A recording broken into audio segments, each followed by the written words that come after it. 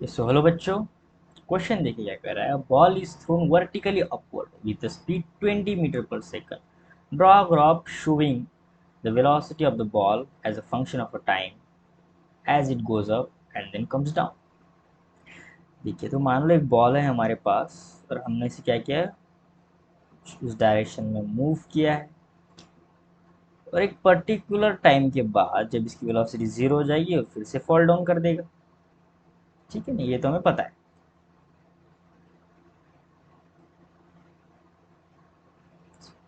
तो जब हमने बॉल को थ्रो किया तब इसकी वेलोसिटी थी 20 मीटर पर सेकंड। और हमें ये भी पता है कि कंटिन्यूसली जो एक्सेलरेशन ड्यू टू ग्रेविटी वो डाउनवर्ड लगता है, यानी स्पीड को कम करता है।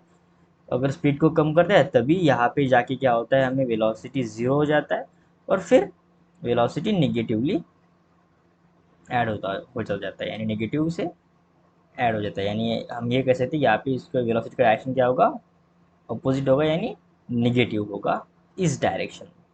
ठीक है ना, इस डायरेक्शन में अगर पॉजिटिव वेलोसिटी लेता हूँ तो इस डायरेक्शन में क्या होगा, निगेटिव वेलोसिटी। और यहाँ पे डाउनवर्ड एक्सेलरेशन भी आया जाएगा। ठीक है, अगर मैं इसे ग्राफिकली प्लॉट करूँ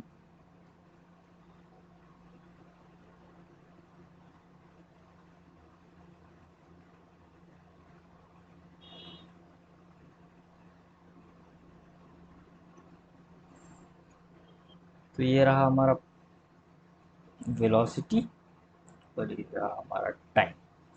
तो शुरुआत में ही वेलोसिटी कुछ था, यानी 20 मीटर पर सेकंड था।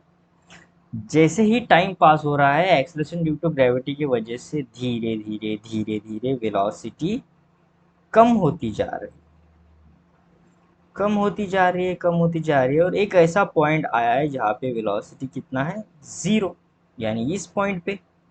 ठीक है, यहाँ से फिर फर्दर वेलोसिटी बढ़ रही है, बढ़ रही है, और फाइनली जितनी वेलोसिटी थी उतनी अचीव यहाँ पे हो रही है।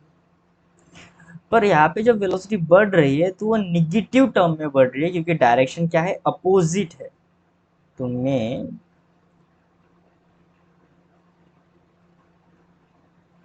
इसे ही फर्दर क्या करेंगे, हम कंटिन्यू करेंगे इस तरह।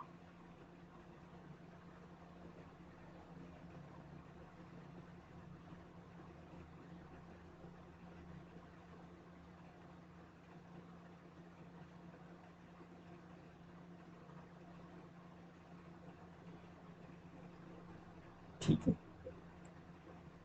कुछ इस तरह इसका ग्राफ आएगा, आ जाएगा -20 मीटर पर सेकंड वेलोसिटी। कुछ इस तरह से क्या होगा, ग्राफ प्लॉट होगा। यहाँ पे वेलोसिटी कितना होगा, जीरो, इस पॉइंट पे जहाँ पे वो एक्स एक्सिस को कट कर रहा है।